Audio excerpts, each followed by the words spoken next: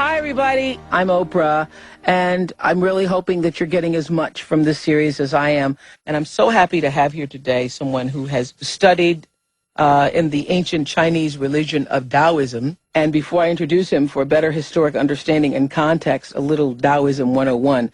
Approximately 200 million people adhere to traditional Chinese religions, of which Daoism is considered predominant. It takes its name from the word Dao, translated literally as the way. It looks like Tao, but it's really Dao. Mm-hmm. And it's based on the Tao Te Ching, which was written over 2,500 years ago.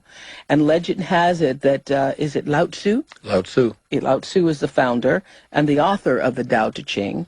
And it's comprised of 81 passages, 81. And according to my guest, it describes a way of living that's balanced, moral, and spiritual, and that works for all facets of life on Earth. So we're going to be talking about the Tao Te Ching today. But first, I don't even know how to begin to introduce you, because we were going through all the books that you have. I just say umpteen. 31. Okay. Umpteen bestsellers. Right. Including The Power of Intention, which actually is my all-time favorite. Do you know who it is, listeners? It's Dr. Wayne Dyer. And he is here to talk about the Tao, which is his latest book, Change Your Thoughts, Change Your Life, Living the Wisdom of the Tao. So why the Tao? Why now? Why now the Tao? Well, the Tao is one of those things that kept coming at me. It's I call it a calling. When you just keep getting sort of like synchronistic callings from, somebody would tell me about it, and then I had talked to someone who had been through a very difficult time with addictions and so on, and wasn't able to do anything in the program, but was just read the Tao every single day. And the only thing that seemed to work for this particular person and others, including one of my own children who has struggled with addictions herself, was in reading the Tao. That's interesting, because, that whole controversy I had with James Fry, I don't know if you know about it. I do. But one of he says that was one of the things that also helped him, that struggling with addiction. That was the person. That was the person. James called my daughter, as a matter of fact, and was willing to do anything at all to help her. I mean, he's someone that I have a great deal of love and respect for. And what he said to me was that I wouldn't do the program, I wouldn't do the 10 steps, I didn't want to substitute one kind of an addiction for another, right? But I would read the Tao. And then my publisher out in California called me and said, you've got to read this book, and you've got to do this, and every time I would turn on the television or something, I would be some kind of reference to the Tao. And I've gotten to the point in my life and in my career where I listened when these sort of things that start coming at you from a distance, and you're not quite sure. That appears to be coincidences. They appear to be, but there's no such thing. Yeah, there's no coincidence. In fact, the word coincidence itself is a mathematical term. You remember in geometry they would say two angles that coincide are said to be two angles that fit together perfectly. So now we've taken a term that means two things that fit together perfectly and interpreted it to mean something that fits together accidentally, which we've just reversed the whole concept of coincidence. It's coincide. So I called my publisher and I said, I just had an aha moment. I never heard it explained that way before. Really? Thank you. Yeah, that was great. So it's... So the Tao kept calling you. Yeah, it just kept calling me and calling at me, and I would read a little bit of it, and I taught at a university. I even taught a little bit about world religions, and I taught about Daoism and so on, but I really wasn't really that familiar with it. And then I began to do the research on it, and most of the people who write about the Tao say it's the wisest book ever written. It's the most translated book in the history of publishing, other than the Bible. Other than the Bible, yes. Yeah, and there are 14,000 different interpretations or translations that I came across myself. And so I would read the very first verse. The opening line of the Tao says, the Tao that can be named is not the Tao.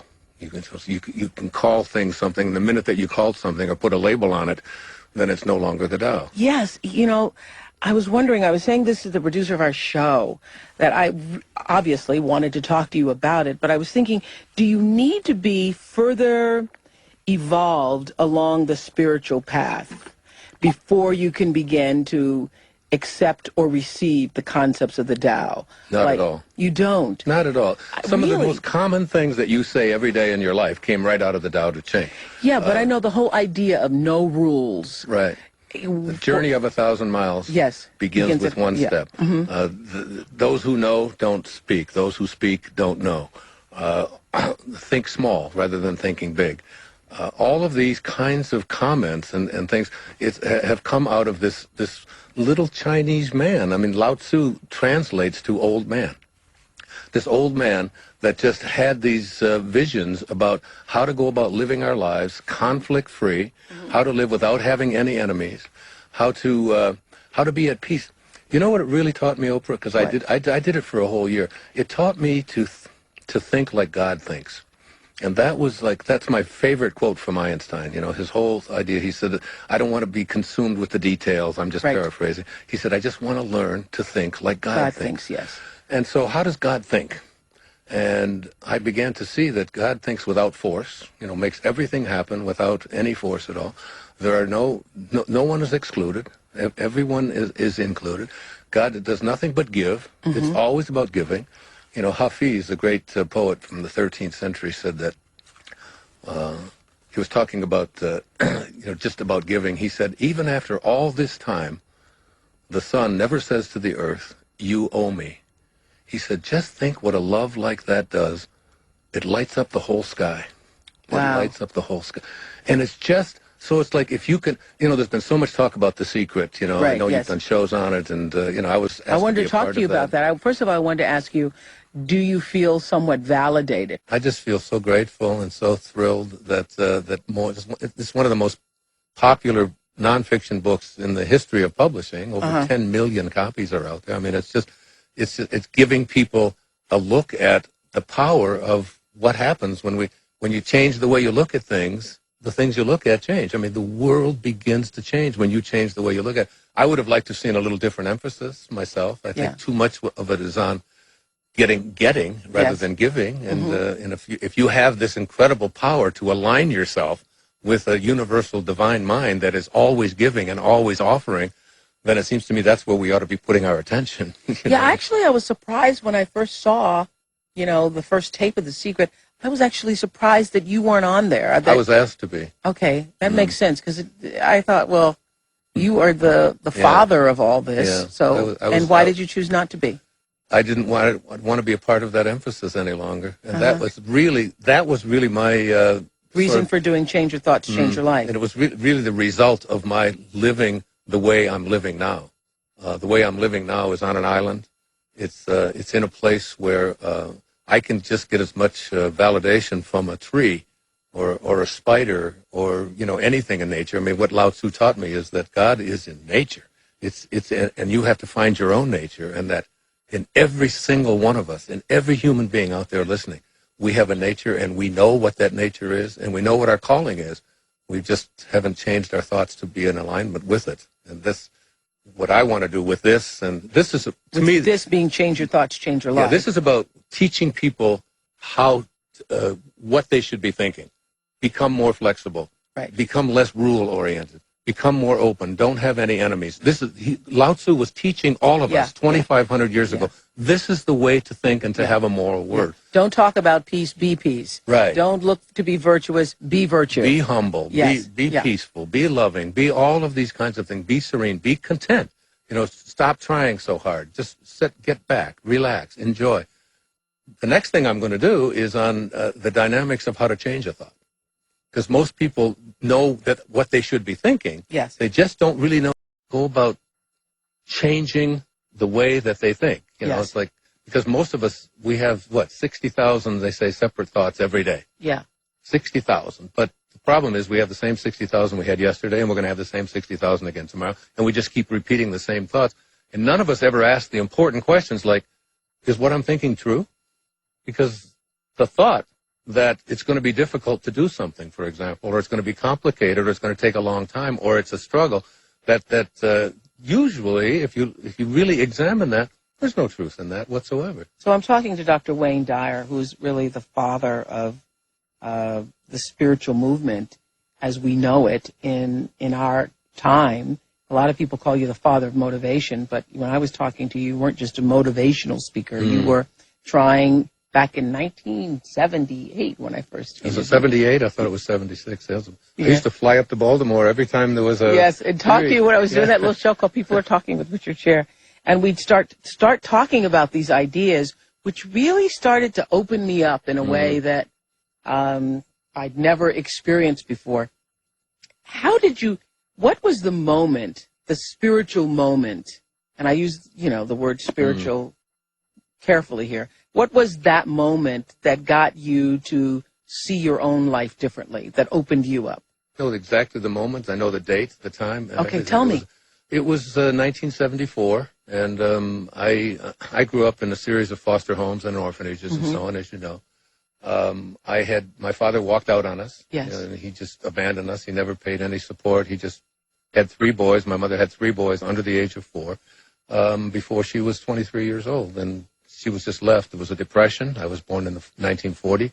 My brothers were born in 38 and 36, and I carried around deep anger and deep resentment and deep hatred. I dreamt every night. Rage is a good word, because at night I would wake up and I would be sweating, and I would meet him in a bar someplace, and I would be hitting because he was an alcoholic and so on. And but I never was able to find him. I ended up in Biloxi, Mississippi, at his grave through a series of just the most bizarre circumstances. I rented a car. That weren't coincidences. Yes, exactly. And I was sent to get rid of this rage inside of me, because I knew that I came here to do something great. I knew that. I knew that when I was a little boy. I knew I could talk kids out of being upset at what was going on in the orphanage, for example. They always, when everybody would show up, they'd always say, "Where's Wayne? Go get them." And whoever it was, a little girl would be crying, and I'd say, "This is the greatest place in the world. There's no parents. You're going to love this place." And that's what I would just try to take the attention off of what they were, their anger and their fear and so on. So I always knew this. So I get to my father's grave. I didn't even know he was dead up until just a few months before, and his body had been shipped there. And when I went to the grave and I stood there at his grave, I finally said, from this moment on, this was after 3 hours of just stomping on the ground, I said, from this moment on, I send you love. From this moment on, I will no longer have any resentment or hatred or bitterness towards you at all. I never dreamt about this man again. I feel his presence very, very frequently. From that moment on, I quit drinking. Alcohol was no longer a part of my life. I lost the weight that I was, I changed my diet around.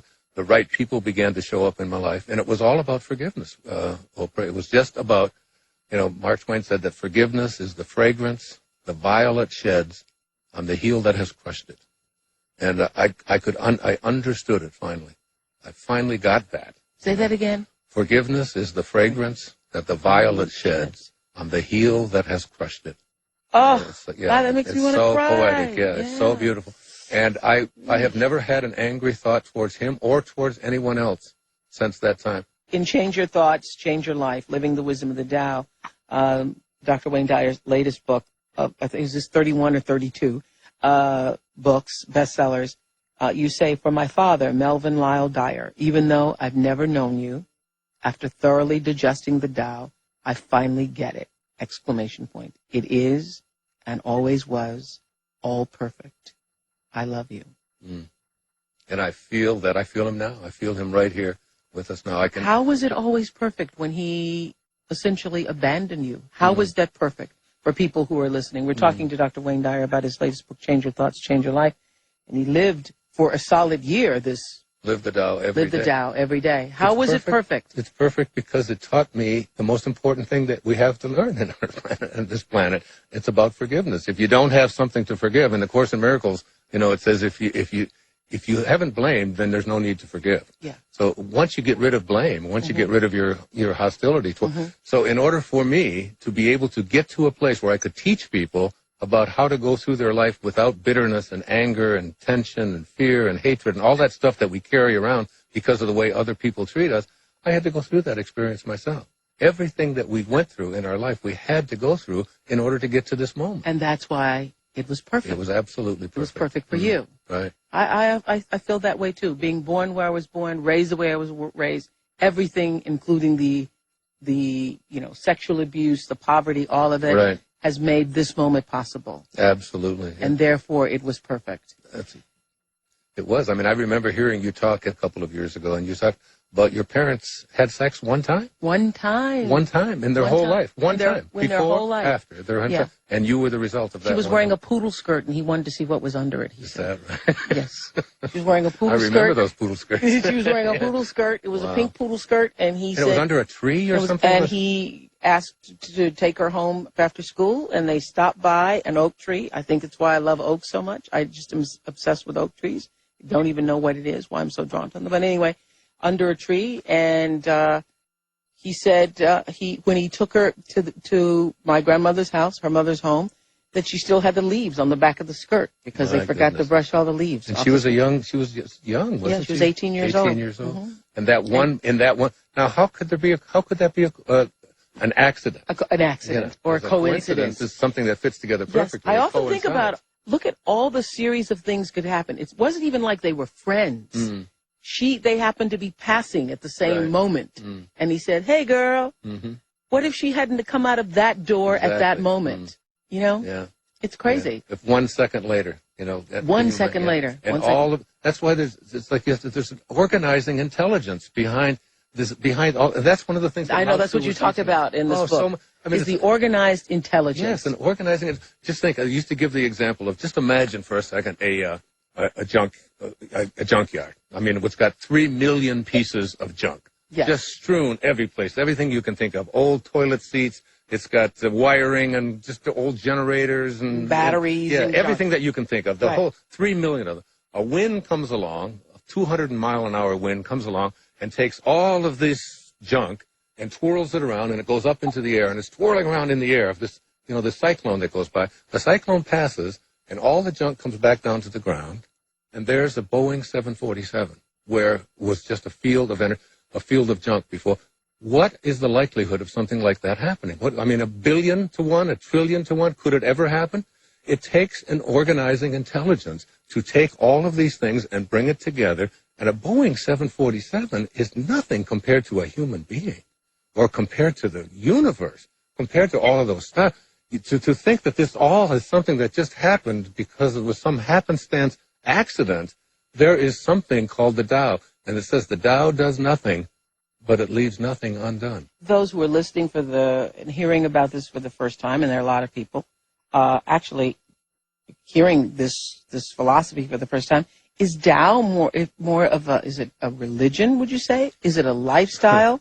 Lao Tzu. Rules for living? Lao Tzu hated rules. And if you were to call Daoism a religion to Lao Tzu, he would have laughed at you. He would have nothing to do with it. Because it's not a religion. It had nothing to do with religion. Anything that had to do with rules of conduct and how to run your life. What he said about rules and laws and so on is that if you need rules and you need laws in order to be a moral person, then you're not connected to the Tao. I know, but when I read that, I thought, well, oh my God, we're going to have anarchy. It would be craziness. It would be heresy. It would be if we don't have rules. The anchor of the universe is located in every single one of us. Your children know what to do. One of my favorite things to say to my children always was, when they would ask, should I do this? What time should I come in? But my favorite response always was, you know what to do.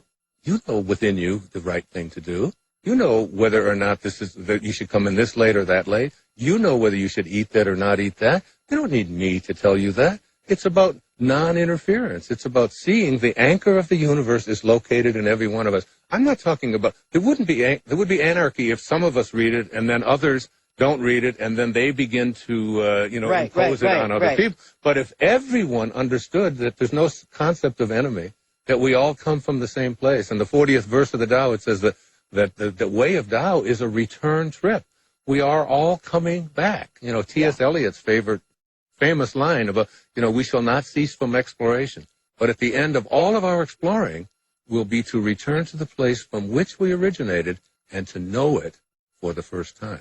To know it for the first time. To know that you came from a place that has no beginnings and no ends, that is infinite, that has no boundaries, that just is. And that's, it's like you're doing nothing. You're doing nothing. You're being done. Let yourself be done in the way that God designed you to be, or the Tao designed you to be. Okay. So, all right. So how do you describe what it is? Because people need... You don't get to. You don't get to it. Mm-mm. You don't get to, because that's the opening line of the Tao. The very first verse of the Tao, The Tao that can be named is not the Tao. As soon as you put a label on it, as Kierkegaard, the famous Danish theologian, said, once you label me, you negate me. I no longer am me. Once you put a label on me, I am a woman. You know, I am black, I am white, I am tall, I am Catholic, I am Muslim. Once you label me, you negate me, and now I must live up to whatever that label is. You have placed on me. Yeah, what the expectation for that label is. And the problem with labeling is that it creates conflict. It creates something that is and something that isn't. See, our minds are not capable of understanding oneness. And that Tao, that's why in the Tao it says, those who know do not speak. Those who speak do not know. What Lao Tzu was saying there is those who know are connected to oneness. And when you're connected to oneness, you don't need to say anything. You just are. So you spent a year. We need another half hour because we didn't even get into what that year was like. So next week I want to begin with the moment you decided that you were going to spend the year. Oh, it was when a you great said year. to your secretary, I want you to get rid of everything. I was thinking. It was the day after I turned 65. Everything? Everything. Everything? Wow. All my clothes. All your clothes? I did my PBS special in bare feet. I said, I don't even have any shoes. I know, I saw you in the PBS special with no shoes on. Right, that's right. I gave That's them because all you away. didn't have any shoes? No, that's not what. Welcome back to our Soul Series. Dr. Wayne Dyer has agreed to join us for yet another conversation because I couldn't get enough of him. His new book, Change Your Thoughts, Change Your Life, went immediately to the bestsellers. That's always good, isn't it? It's wonderful. When that happens. And so the new book is about living the wisdom of the Tao, and Dr. Dyer was telling us last week that you actually decided that you were going to give up everything, including your shoes, all your clothes, all your belongings, for a year to live the Tao. But for people who are listening, it's not necessary to give up everything in order to live these principles. No, I don't think you have to physically give up everything, but I think the more of what you own that owns you is a good thing to give away. Right. And I try to live by the 80-20 rule, which is, that 20% of what you have is what you use, and 80% you don't use. So to give as much of that away as you can. Well, one of the reasons I really like this book, and I have really appreciated so many of your books, beginning with Erroneous Zones, and as I told you, The Power of Intention is also another one of my favorites. But one of the reasons I like this one so much, Changing Your Thoughts and Changing Your Life, Living the Wisdom of the Tao, which is currently on the bestsellers, is about all the chapters dividing into living with cooperation, living without sickness, living a God-realized life, living in heaven's net, living by bending, living like water. That was one of my favorites. Water is, Lao Tzu is teaching us, find your God, your source, your spirit, your soul, find it in nature. Look at how nature acts, and then replicate that. Think like God thinks.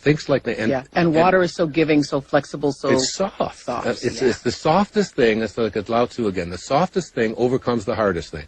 Flexibility. The 76th. Do you have the book there? The 76th verse of the Tao is my favorite verse in this book, and it teaches us this. Is it okay if I do this? Yeah, please do that. 76. Listen to this. A man is born gentle and weak. At his death, he is hard and stiff.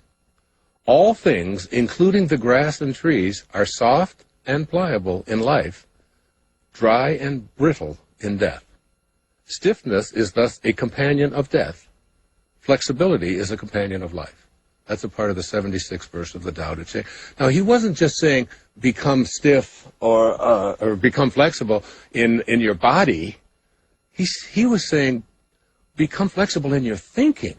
In your, remember in the last election? I read that, and what I felt when I read that is it's not just in your thinking; it's becoming flexible in in the way you move. When I read that, I felt like it means flexible in all of your movement, in your thinking movement, in your emotional movement, in your spiritual movement. It means being fluid, soft. fluid, it means being gentle. Yeah. It means in the last election during the debates with John Kerry and George Wood, one of the big things about this whole thing was flip-flopping. This whole concept of a rigid thinking is a thinking. Emerson said a foolish consistency is the hobgoblin of little minds. the idea that someone would believe something and say, whatever I believe on Monday, on Wednesday you can count on me, I'll believe the same, regardless of what happens on Tuesday, is a scary kind of concept. Right. You want someone who says, I believe this on Monday. Now look what happened on Tuesday. I have a whole different point of view here on Wednesday. That's not flip-flopping. That's living the Tao. That's how the universe works. It asks you to be soft, to be gentle, to understand that water is that great symbol of that. It flow. If you could, in your relationships, whoever you are, whatever, if you can just become like water, you can enter into any place in your partner's life mentally by being water. Wow. Because it just enters every opening.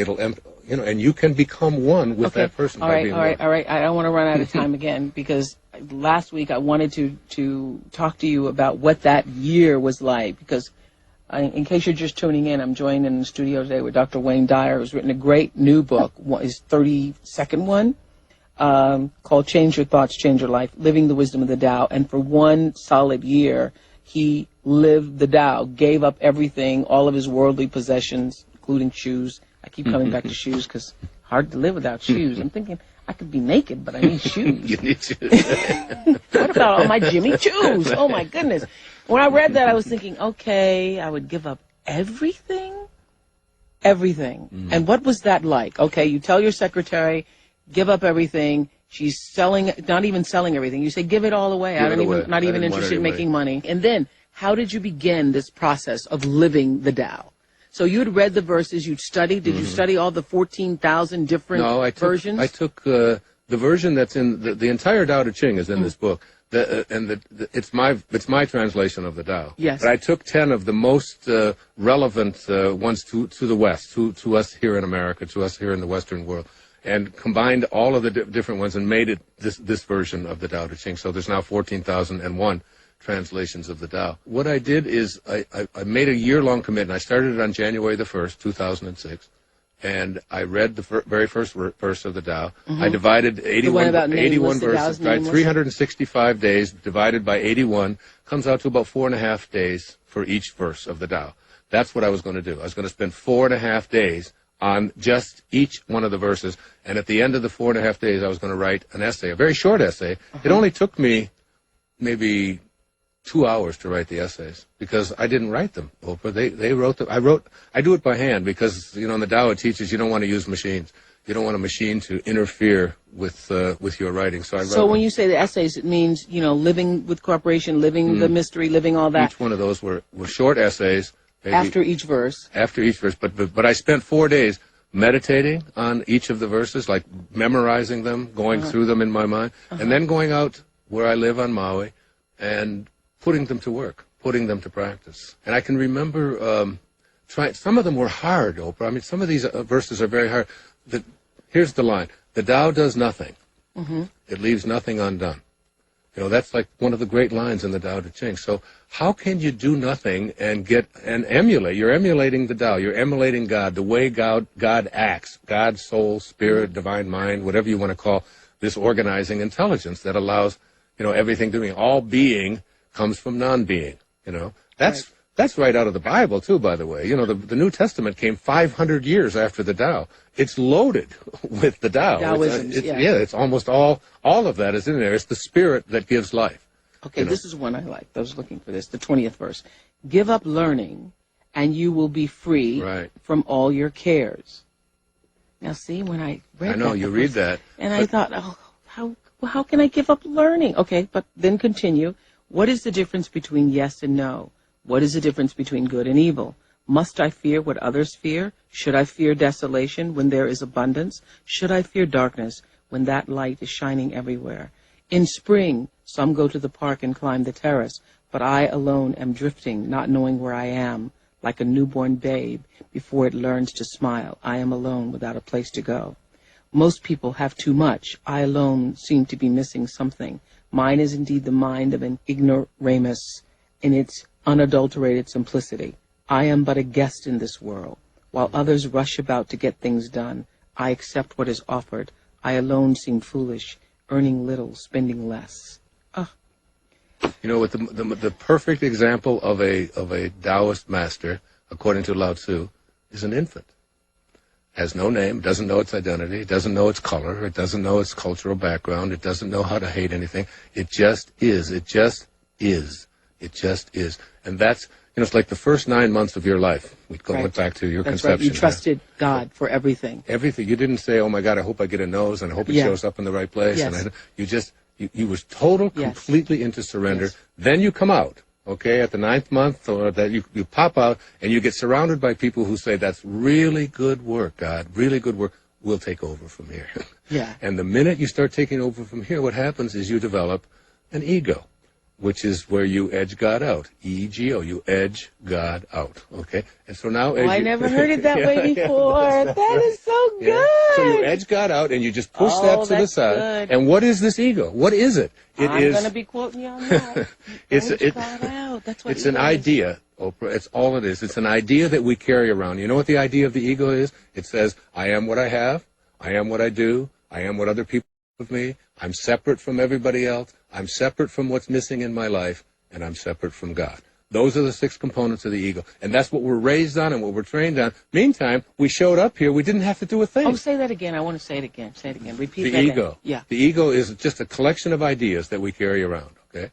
I am what I have. I am what I have. So we go around through our whole life, accumulating trying as much to have as we can, things. have more stuff. And then when we don't have any stuff, then we no longer are. We lose our identity. I am what I do. I am what I do. All of my accomplishments. I am what other people think of me. That is, I am my reputation. Those are the 3 major components of the ego that we spend our life training ourselves to become. I am separate from everybody else. So I am this body, and it looks different than you, so I'm separate from you. That's right. I'm separate and from... I can be judgmental of you because I'm better than you, and you're not as good as I am. That's what the ego is doing all the time. I'm separate from what's missing in my life. Yes. Now, if you understand that there's no place that the Tao is not, there's no place that God is not, then God has to be in you, if there's no place that it's not. And it also has to be in everything that's missing in your life. It has to be, if there's no place that it's not. So you're already connected to everything that you need in your life, everything that you could possibly want in your life. You're already connected to it. Yeah. All you have to do is align yourself. But there has to be some purpose that the ego must serve. Otherwise, we would have evolved ourselves out of it. Don't you think? No. No? Okay. I thought that was a good question. I used to think that. Okay. I don't think that I'm not as advanced as you are, okay? No, I think it's the ego is not worth defending. And we all spend a lot of our time defending this thing that says, well, I am what I do have, and I have to get more things, and if I don't have as much as they do, then they're going to... And we go through our lives doing all of this stuff, and what it does is it brings us to a point where we no longer have something, or our reputation is gone, or taken away from us, or somebody steals it, and what happens to us? Or when we retire, or, I no longer can do things, so now people get over a certain age, and they just feel like, I've declined and so on. There's nothing in the DNA that says you have to decline ever in your life. You don't have to decline, and your DNA is over 600,000 years old. So then why do we have it, though? Why do we have it? We have it because it works. It works at getting ourselves believing that we're better than other people instead of just allowing ourselves to be free.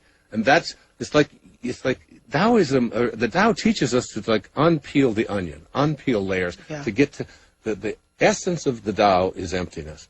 Getting to that place of emptiness. That's like the supreme place to get to, where you're just empty of all of that. And then you're free. And then guess what? All of the things that you wanted so desperately when you were so ego-dominated before begin to show up in your life in larger and larger and larger amounts. And what do you do with it?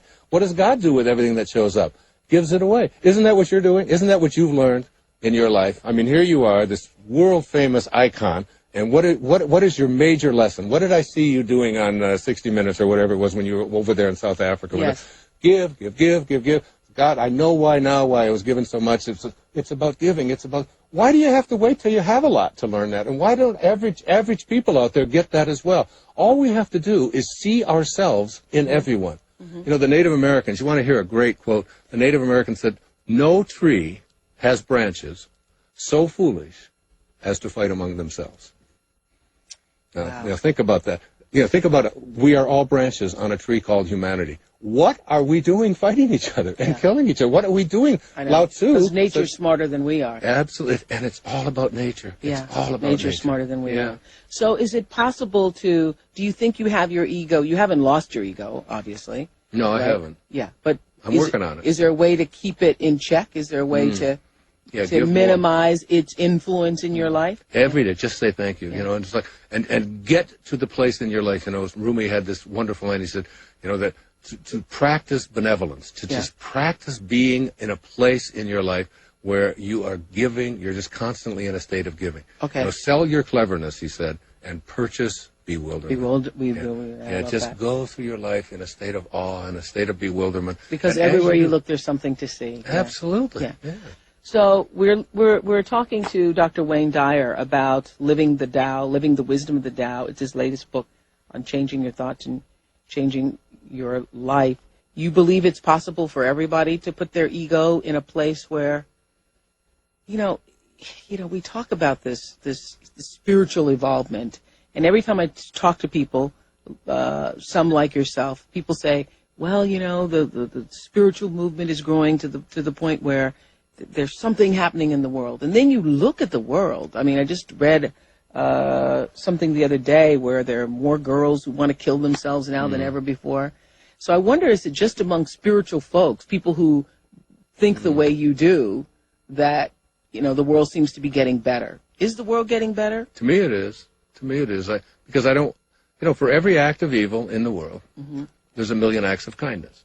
So why would you continue to put our attention and our efforts and all of our energy on all of the things that are wrong in the world? Yeah. You know, the world is just fine. The world is just fine. Yeah. Yes, there are many things out there. Isn't that what the evening news does? That's why absolutely. I haven't watched the evening news. And what is it sponsored by? It's sponsored by more and more pills for people to take to overcome all of the anxiety and the stress and the depression and the all the evil they're watching. All of the things. It's like endless, amounts of attention on all the things that are wrong, and rely upon something outside of yourself to do that. All you have to do is become the observer to that. You become the witness to that. That has nothing to do with you. And you know, one of the great lines in the Tao Te Ching speaks about that any time that you are in battle, if you have to go to battle, if you have to go to war, you don't ever celebrate anybody else ever being killed, no matter what you label them, whatever label that you put on them. You treat everything that happens in battle, which we see so much about, especially these days, you know, as a funeral, as something that we recognize within ourselves that we left the Tao, because the Tao has no need for us. There's nothing in what God has offered us that tells us that we have to be in competition. The other thing that you say that I love so much is about understanding that principle of every force is going to create a counter force. And I don't know if I can't remember if I read this in the book or heard it in David Hawkins spoke about that in Power versus Force. He's a good friend of mine, yes. Yeah, well, all the people I've interviewed over the years, it's good. Well, y'all must have some good dinner conversations. I found that book, Power versus Force, years ago as a little self-published paperback, and I took it to every lecture I gave for 4 or 5 years until it became published. Yeah. There was something you said that I'd read in an interview that I just loved, and I just wanted to quote you on yourself. When you were talking about what you were sharing with us here about the first 9 months of your life, how you turned everything over to God, and then you get born, and then your parents say, I'll take it from here, and where if you'd stayed in the God space, you'd be different. And then you say, how could you believe that you are not worthy of yourself? I just thought, oh my God, I wish more people could hear you say that. How could you believe that you are not worthy of yourself? Because you and I both, you know, over the years talked to thousands and thousands of people, and that seems to be at the core of what so many people don't get, that they are not worthy of themselves. Because see, when you don't trust in yourself, you're not trusting in the wisdom that created you. That's like an insult to your creator, to the creative process, whatever you want to call that, if you want to call it God. Because, you know, all of us and all the religions that are out there, they all pray to the same God. And then they ask this God the same God that everybody prays to divide itself up and argue against one person or another, you know, or one point of view or another, when there's only this oneness. How could that which is perfect, how could that which is divine create something that isn't? You must be like what you came from. You must be. If I gave you a piece of pie from an apple pie, I'd say, what is it? What do you think it's like? You'd say, well, it must be like what it came from. Okay, I'm about to be out of time again. Can you tell me what that year did for you? Can you summarize what that year did for you? First of all, I look at you and I already think, you know, highly evolved spiritual person, being, living your life on a path of being able to connect to the higher self, knowing your own spirituality, a sense of connectiveness to the oneness of life. So what did you need to know in that year that you didn't already know? I learned how to be joyful everywhere. I learned to be totally at peace. You know what I've learned, Lope? I've learned to think like God thinks, as close as I can get to thinking like God thinks. So I see myself, I see the unfolding of God in everyone that I meet, and I see myself in that person. Even sitting here now, I see myself in you, and I see you in me. And by being able to do that, there's no way that I could have any hatred or anger or bitterness towards you, or the waiter who doesn't come to me on time, or the flight that is delayed, or whatever's the circumstances that show up in my life. I'm able to see myself in all of those people who are just doing what they can do, and I'm able to be love. And able to be loved, that's it. For people for whom picking up their first Wayne Dyer book is going to be this book, Change Your Thoughts, Change Your Life, Living the Wisdom of the Tao, you know, for a lot of people at the beginning, it's like overwhelming. It's a lot. There's a lot to take in. What do you want to say to them? It's so easy. It's so easy. It's so easy to be. It's just so easy. Just like, who was the guy that said, "Can't we just learn to get along? Yeah, can't we that just was learn, Rodney King. Yeah, Rodney King. Can't we all just get along Can't here? Can't we just love each other? You know, so like when I watch the evening news and I see so many insurgents were killed and so on, I go out to them, to each and every one of them. You know, I find that peace and that love within myself. Wouldn't it be amazing? As I was reading this, thinking, as we move into this election year, wouldn't it be amazing to have Tao-centered leadership? Oh, I think of that all the time, Oprah. That's what, you know, it's like, and that's coming. That's coming. You know, I mean, we pretty much know who's Tao-centered and who isn't, but we'll leave that to another time. Yeah, and all of us have the possibility to make that happen for ourselves. It's going to happen. There's no doubt about it. Listen, I could talk to you forever. Oh, I love you so much. Thank you so much for the love. Thank you. I'm so happy for you. Thank you, because we've been doing this a while, but no, I could talk to you all day. Maybe we'll do all day with Wayne Dyer. There we go. Yeah, take us a while. Thank you for joining me again. Thanks, Oprah. Continued success. Thank you. You're listening to Oprah and Friends, Oprah and Wayne Dyer here, XM 156. Talk to you next week, everybody.